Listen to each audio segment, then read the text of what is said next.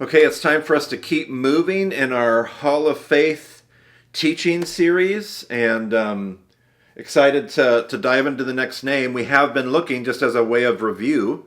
It's been a few weeks since we had a teaching on this series. So we're looking at Hebrews chapter 11. We're walking through each name and each character that the Bible references, trying to see what it is that we can learn about faith and why is this Hall of Faith. And we've been surprised because the Hall of Faith wasn't what, at least I assumed, as I always kind of grew up around the Bible. I thought the Hall of Faith, like the Hall of Fame, like a baseball or a football Hall of Fame, these were the heroes of faith because they were the best faithers. Like they were the best people at faith. And when I start to look at the list of names and what's mentioned, it doesn't seem to line up very well. And so it caused me to ask the question. And so we started by going back and realizing that what the author is doing, before we go back, like the author keeps pointing out, whether it's creation, and then it was Abel who offered a sacrifice. It was Enoch. Like these characters that keep getting looked at, these characters are, and then was I missing somebody? Let's see here. There was creation. The universe was created. There's Abel. There's Enoch. There's Noah. We talked about Noah in the last video. And so Abel, Enoch, Noah, these are people, the writer of Hebrews is saying, that they were willing to believe that there was something more going on. Like they were people of hope.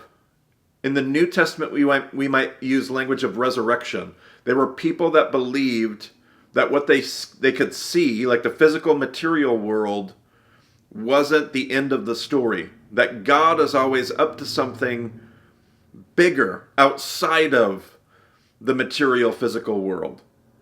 That faith for them, and one of the things that we've seen in these videos is that faith for Enoch, for Abel, for Noah, faith is not an intellectual, maybe not just, it probably is, but it's not just an intellectual belief. They're not in the Hall of Faith because they intellectually believed something, like they affirmed something in their mind. They're in the Hall of Faith because their action, their behavior, their faithfulness, the life that they lived, was a life that was rooted in a fundamental understanding that God was bigger, that God was better, that God was up to something, that the things that mattered were not the things that were right in front of me. That the things that mattered were somehow bigger. And when we started this series, we stepped back to try to realize why this is what matters to the writer of Hebrews. This matters because the writer of Hebrews says we need to persevere. And right now we're going through some pretty intense struggles. Like the suffering is real. The writer says, I know that you know what it is to suffer, and I know that you know what it is to stand by friends and family when they suffer.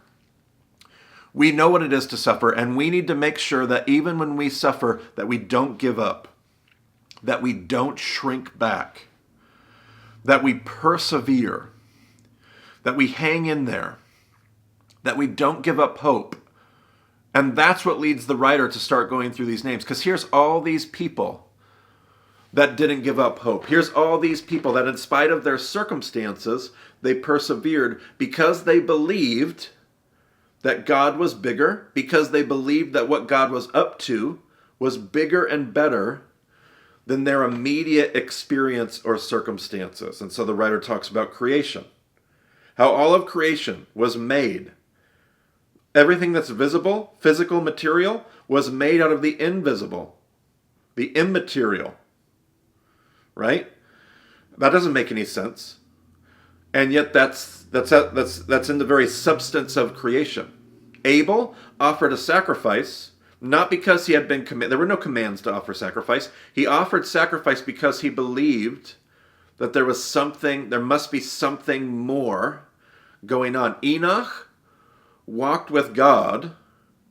He didn't have Torah to follow. And yet he kept pressing in. He kept chasing after something that he didn't have a Bible for.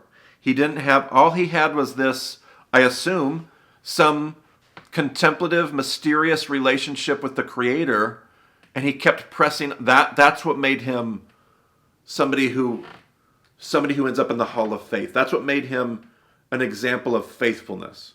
Noah builds an ark. That doesn't make any sense. Like the whole world's going to be, drowned in a deluge. Like that's ridiculous. And yet Noah is willing to put his faith, his belief in something bigger, that God is up to something else.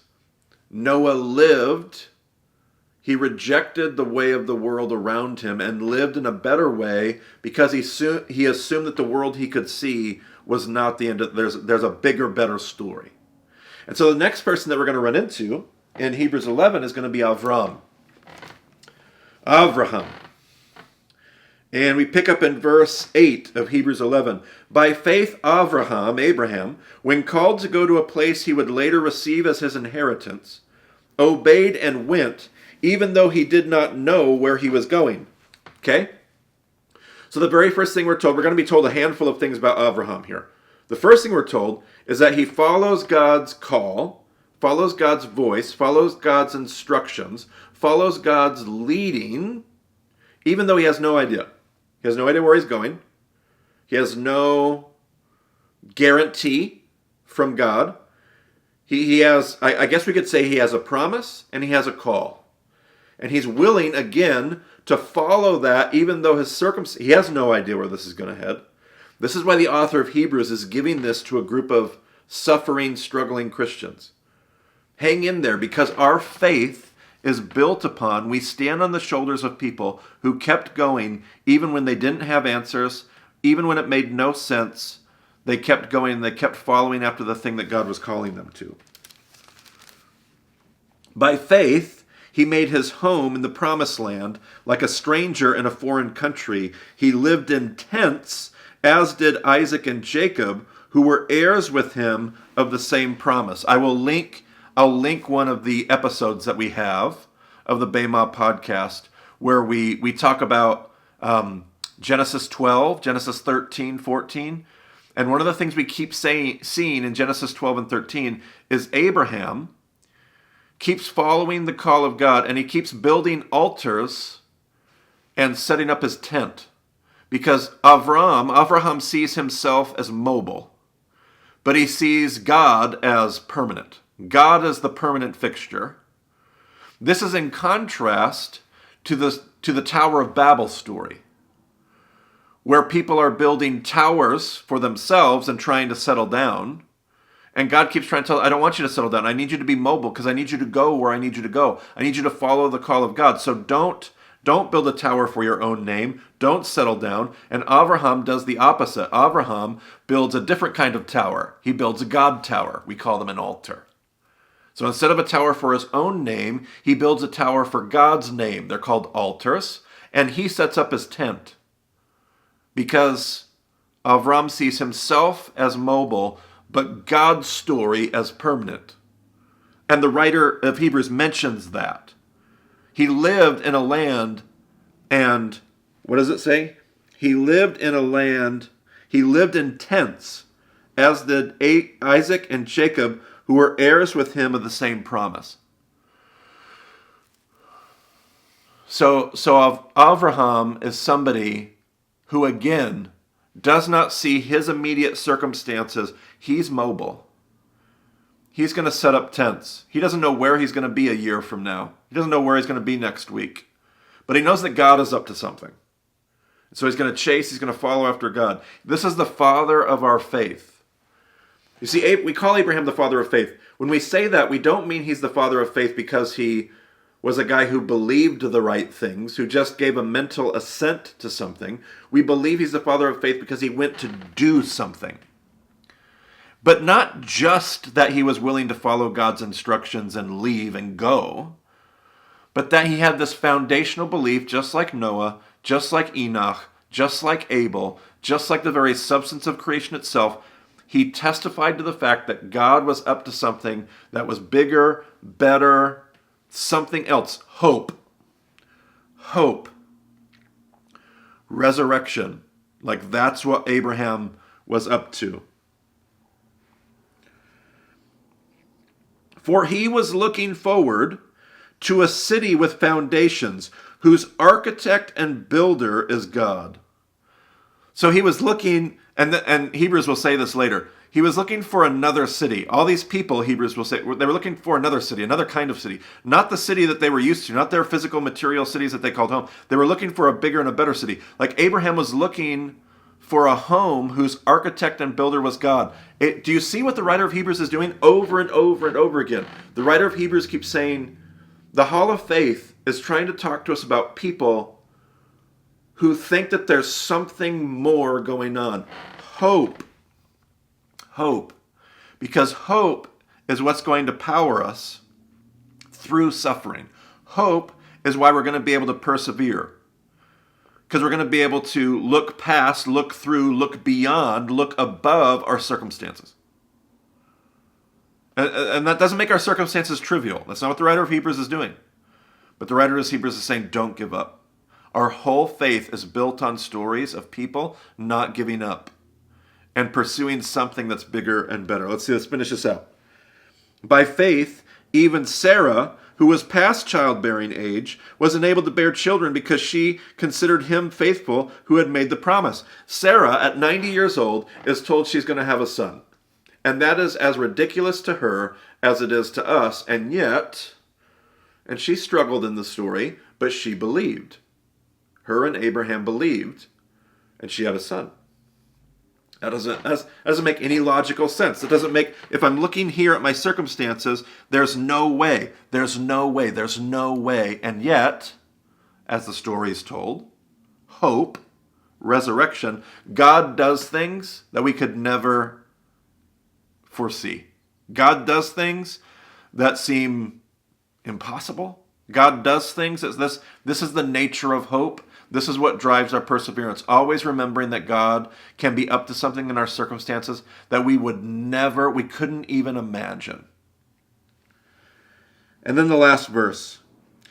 And so from this one man, speaking of Abraham, and he as good as dead, like he was 100 years old, 99 years old, he was as good as dead, and yet out of this one man came descendants as numerous as the stars in the sky and as countless as the sand on the seashore.